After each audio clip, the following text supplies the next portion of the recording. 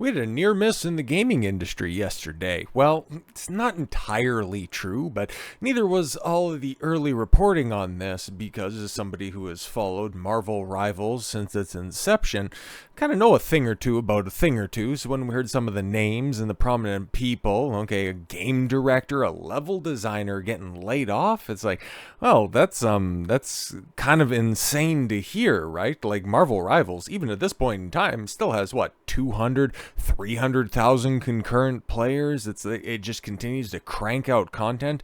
It shows zero signs of slowing down. Are we getting another situation like we had last year with Helldivers 2 on top of the world, makes one idiotic decision and then just immediately falls off the mountain? I thought maybe we're heading for that type of a situation once again because, yeah, it's still Marvel at the end of the day. Yeah, Disney owns the license. They could be that foolish seeing somebody else handle their properties better than they have. I mean, Marvel Rivals doesn't need to pay off any shill websites to say that, no, the game's budget was only $180 million.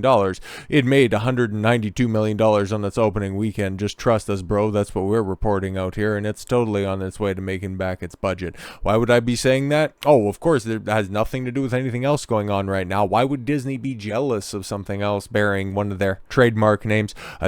Seeing the overwhelming success and the overwhelming praise of anybody else consuming said product, meanwhile, to compare and contrast that, there's something else going on right now. You're receiving universal denigration, but hey, nothing at all to do with that. So I thought there's got to be something to this, right? Like, as wild and out of left field as this revelation is, let's take a look under the hood. Marvel Rivals. Why is that so difficult to say? Director and team laid off. What? Okay, Thaddeus Sasser, game director, and Jack Burrows, level designer, amongst the affected. Hold up a second. Okay, like I said, I've been following this since it kicked off, and it's like, the people who made the game, it's a Chinese developer. Last time I checked, Thaddeus and Jack, not really traditional Japanese names. Okay, the illusion of free choice. They made a failed live service. You and your team are laid off. Make a successful live service. You and your team are laid off. So you got Thaddeus Sasser. I think this is on LinkedIn. Such a weird industry. My stellar, talented team just helped deliver an incredibly successful new franchise in Marvel Rivals for NetEase Games, and we were just laid off. Oh well, times are tough. Let's find these incredible people new jobs because we all need to eat, right? Today I'm going to start with inspiring Gary McGee. During the course of the project, Gary was fantastic to work with. A lot of our time in project was spent as sort of an R&D branch. Keep that in mind. Coming up with new level design mechanics, gameplay mechanics, and so on. Gary was a key part of those efforts, and the technical ability, proactivity, and passion for game development and problem solving were a huge asset to the team. On top of it, he's a very nice person too. Some strong / wrong opinions on video games. He's highly competitive in a good way. And yeah, that's Thaddeus Sasser. And taking a look at his resume or any of his other social media posts, he's not one of these freaks out there in the gaming industry. Seems like a generally good dude, but he and Gary, okay, this other Gary cat, they're part of an R&D branch? That's interesting. And then you got Jack Burrows out here. Hey folks, welp, I just got laid off from my job working on Marvel Rivals with NetEase. It was an enormous pleasure to work with my American co-workers and join me in this sad culling. R&D branch, American co-workers. Oh, okay. Just couldn't dodge the big boot, I guess, no matter how big the success of the gig. So now I'm seeking a new role. I would appreciate your support. If you hear any opportunities, yeah, I'd love to catch up, blah, blah, blah, all of that stuff. But yeah, for as much as people want to say that this is, hey, live service gaming, just gaming in general, the entire AAA industry is now collapsing, and even China isn't safe, where it's like, okay, cool, you rely on a Chinese-based company to treat their employees correctly. I mean, come on, man. I was born last night, but not last night. Don't anticipate and don't expect me to believe this. And then also don't anticipate me doing a little bit of work underneath the hood to figure out that, yeah, this was a tertiary branch working in a support role doing, yes, R&D, research and development in order to make the foundations and the framework of this game as successful as it is. They were established and designed to be a redundancy studio. So the moment that all of their work was done, they were going to get laid off. So this really is much ado about nothing. But Marvel Rivals director and dev team laid off. NetEase issues mass layoffs of a U.S. workforce despite the game's surging success. Yeah, because they can keep everything in-house. They no longer have to enrich the West, and it's going to be interesting, right? But let's look at more of this. Okay, and a move that has stunned both fans and the industry professionals. NetEase Games has laid off most of the U.S. team behind the wildly successful hero shooter Marvel Rivals, despite the game's dominance across, all of the gaming platforms. The entire Seattle-based development team, including director Thaddeus Sasser, has been let go in a string of Marvel Rivals layoffs that decimated the game's U.S. workforce. Well, okay, your legacy outlets that are there, okay, your gaming shills in general, have always been champing at the bit to go ahead and try to take down any successful Chinese game. This was one of those games, unlike Black Myth Wukong, okay, that didn't prioritize just good quality gameplay with a bunch of, in their opinion, unsavory character design, okay? I mean, Marvel Rivals definitely had that with the Invisible Woman's, what was that, Malice costume or something like that? Yeah, it was very much out there. But because it's like, ooh, it's China, and ooh, we don't want to burn too many bridges, we won't criticize it like that. But now that these layoffs are happening in their own backyard, I wonder what their approach to this is going to be, because they were quick to announce this. And unlike with Game Science and Black Myth Wukong, they didn't have a personal axe to grind, but because this is Disney and because this is Marvel's, they had to hold it up in a certain regard, even though the game, apparently from the people that play it and very much enjoyed, it's not my cup of tea, okay? I like my FPS shooters more in the style of Halo and old COD, any of that new stuff. It doesn't appeal to me at all whatsoever, and it's too sweaty to learn different groupings and roles. I got better things to do. But I wonder how long this is going to take to spin it to, oh yeah, this was actually Trump's fault because tariffs and shit. Marvel Rivals has enjoyed, yes, an extraordinary launch, drawing over 20 million players in its first month alone. Right, because this launched in, what, January? Or no, I'm sorry, in December, right? At the beginning of December? Wild. The 6v6 shooter, praised for its fast-paced gameplay and plentiful roster of Marvel characters, quickly became one of the most played multiplayer games this year, even as many live service games struggle to maintain audiences. Yes, Marvel Rivals thrived, consistently ranking in the top played games on Steam. I think even still at this point in time, it's right there in the mix with your traditional standards like CS2. I think Dota's right up there as well, but yeah, it's killing it on Steam specifically. NetEase, a Chinese gaming giant, has seen its fair share of success in the global market, and Marvel Rivals was poised to be another long-term hit. The game's transparent communication with players, particularly from its developers in China.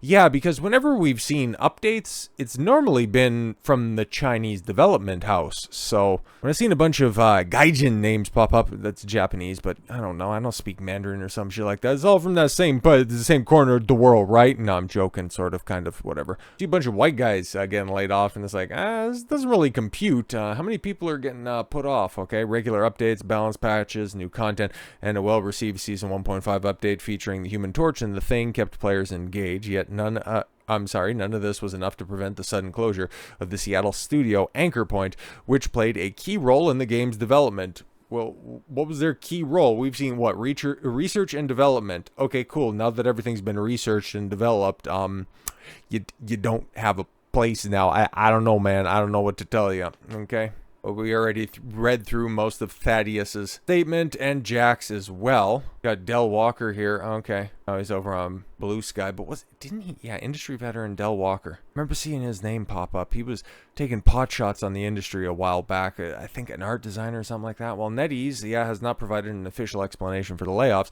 The impact of Marvel Rivals' future remains uncertain. No, it seems very, very fine, okay? Most people, outside of, those who keep their ears to the ground in regards to news, those are going to be about the only ones who are going to notice this, okay? the games community left wondering as these cuts will affect upcoming content, especially with the ambitious plans for a new hero release on the horizon.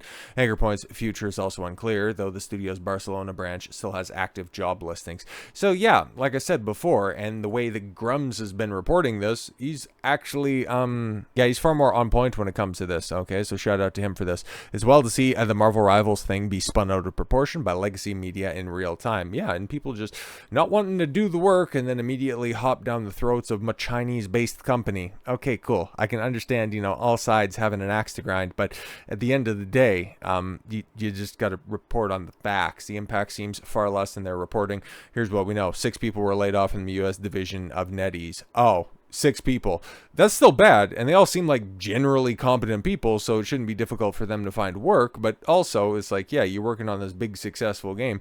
You would think that, if you had anything to do with its success, they would find different positions for you. This is also China that we're dealing with, okay? Not exactly known for having great workers' rights, so you already knew that when you signed up to be on this project, there was a shot clock over your head, so, okay, you might be a nice guy, but you also might be stupid and short-sighted. This may have been the entire size of the Seattle Marvel Rivals office. Yeah, because we don't know that for sure. We work with so many people, my U.S. co-workers. Well, how many of them were there? It doesn't matter. We were all laid off. That sounds far more consequential than just, me and a couple of buddies, we're just left to kick rocks. Okay, 6 is unfortunate, but yeah, still a small number compared to the entire dev team on Rivals. Yeah, because most of them are, I would imagine, in China at main headquarters over there at NetEase.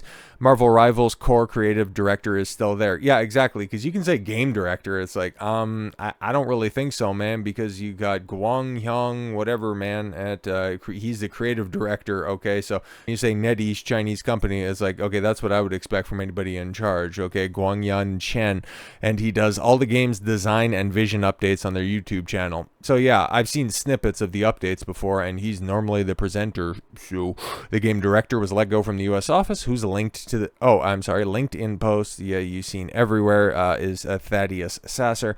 In his own words, in his podcast interview, he states Chen, the creative director, was in charge of the creative vision, while he himself handled budgets and manpower.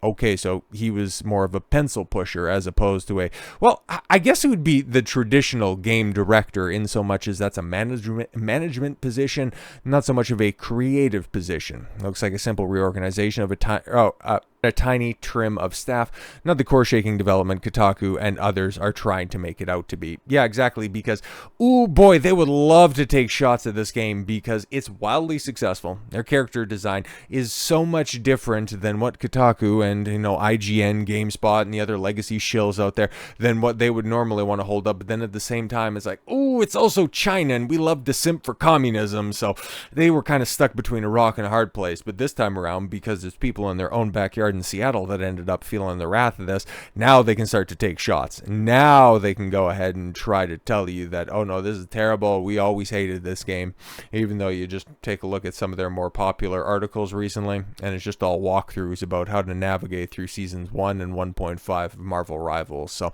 not exactly the end of the world for one of the biggest games to come around recently, but at the same time, it does suck because the people that we know that have been let go, they do seem like generally competent and capable and well-meaning people, so hopefully they do in fact land on their feet. I'd imagine so. Hell, you take a look at the people that have been laid off, the Corinne Bushes of the world and most of BioWare. If they can land on their feet, so can these guys. So with all that said, thank you all very much for the gift of your time. I've been Don Consuelo. I want you to follow your gut and get after it. Take care, everyone.